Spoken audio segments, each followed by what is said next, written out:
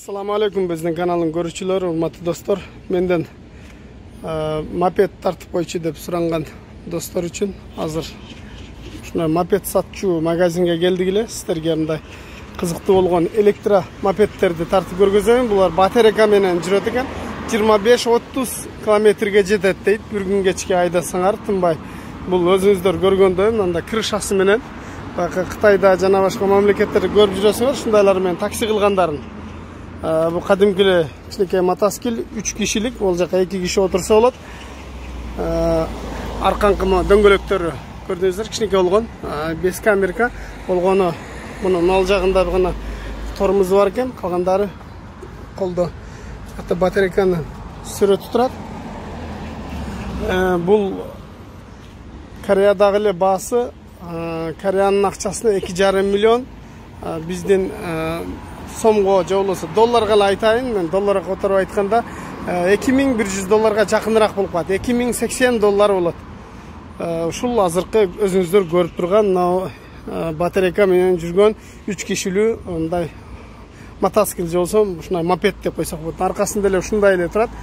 Өзүңүздөр көрүп атасыздар, мындай күзгүлөрү дагы бар экен. Күзгүлөрү дагы бар экен. Азыр мен сиздерге буну өтүп көргөзөйүн. Arka tarafından görünüşüm, arkasında bir kişilik bagajniki var iken. Bunu şunday. Emme sizlerge nal jakta turat.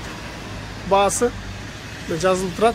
250 деп жазылып турган, ошо 2,5 milyon болот. Корейский акчага ошо долларга айтканда $2080 болот. Азыр мен сиздерге ушунун эле жанында турган мындай электро мопед же мотоцикл же болсо ушундай кандай десек болот экен.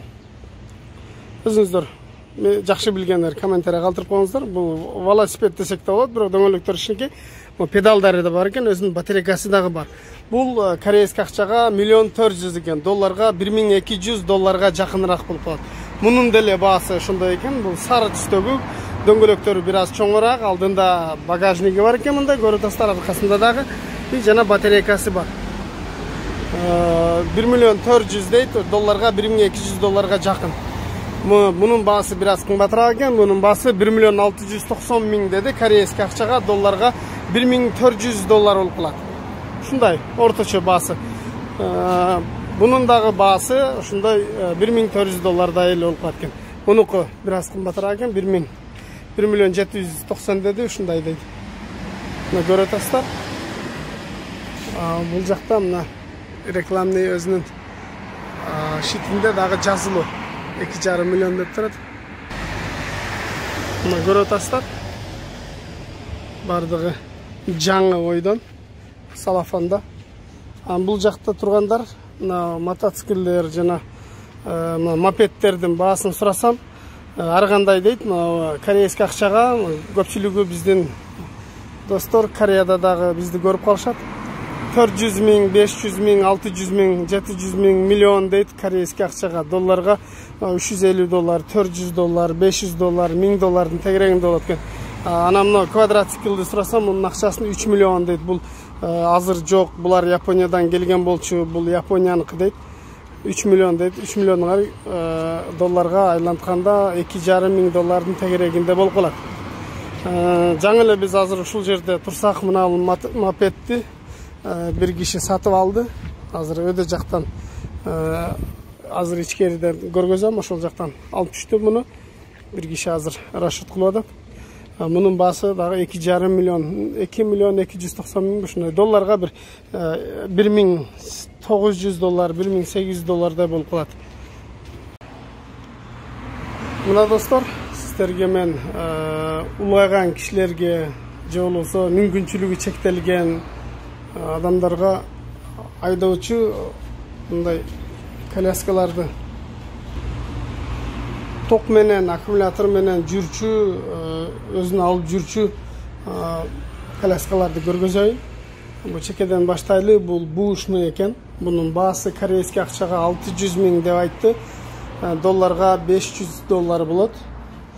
Андан кийинкисин көргөзөйүн. Бул жаңы $1,700,000 dedi. $1,700,000 долларга азыркы курс менен $1400, $1414 ушундай болот экен. Мунун салмагы бир 80 килограмм бар.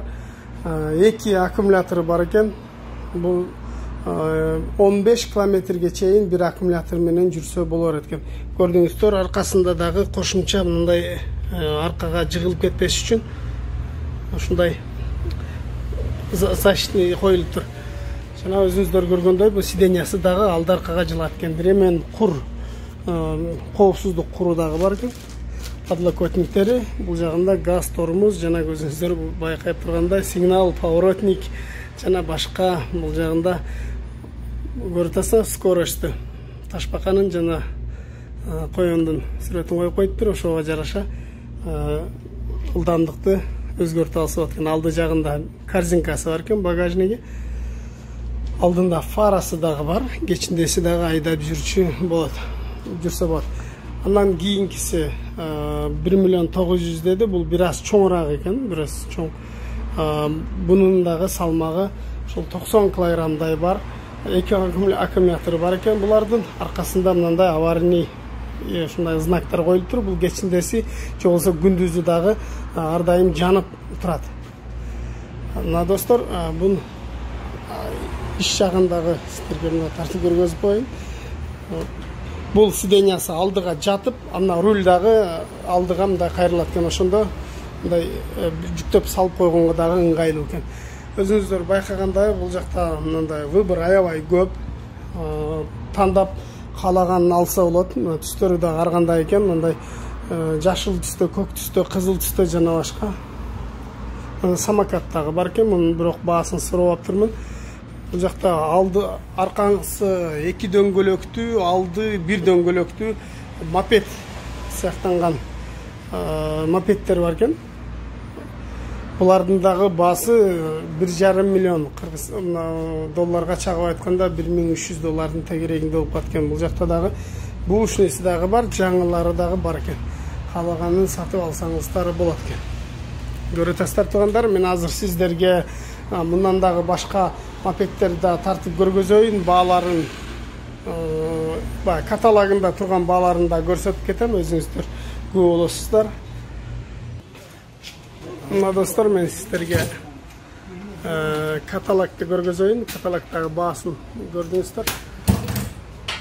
$5.140.000 долларга $4.000 тегерегинде болуп калат.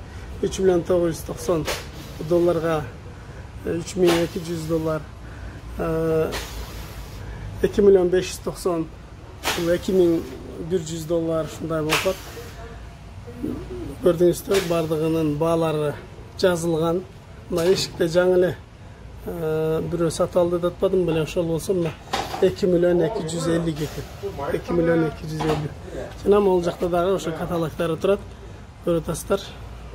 Квадроциклдердин дагы баалары $4.310. Бул деген долларга $3.800. Бул бир аз кичинереги $3.270. Бул $2.700 болуп калат. Аркасында багажниги бар дагы ушундай бар экен. Достор, бул жакта баалары жаңы мопедтер турат. Ошолордун баалары ушул жакта көрсөңүздөр болот. Ушундай достор. Мына достор, мен сиздерди колдон келишинче бир аз баалары менен тааныштырып өттүм. Мындан бияка да буюрса кызыктуу техникаларды жана башка сиздерге кызыктырган автоунааларды, электромобиль портерлерди тартып көргөзөбүз. Ким биздин каналды биринчи жолу көрүп жатса, анда подписаться деген кнопканы басып кошула кетишти унутпаңыздар. Достор, мен сиздерге айта кетчү нерсе мына коляскага окшоп турган нерсе. Өзүңүздөр көрүңүздөр, бул жашы улгайган аялдар, могул жерде кореец аялдар, эркектер түртүп жүрөт. Муну көпчүлүк ойлойт, бул баласын сүйрөп жүрөбү деп. Жок, андай эмес. Бул өзүнүн столу. Мына асты болсо мындай сумкасы. Бул түртүп барып, анан каалаган жерге өзү отуруп алып, эс алып, кайра дагы түртүп кете берет. Ушундай болгон түртүп жүрчү коляскасы экен. Астында сумкасы бар, мындай багажниги бар. Каалаган нерсесин салып алат да, түртүп барат, чарчаган маалда отуруп бир аз эс алып алат.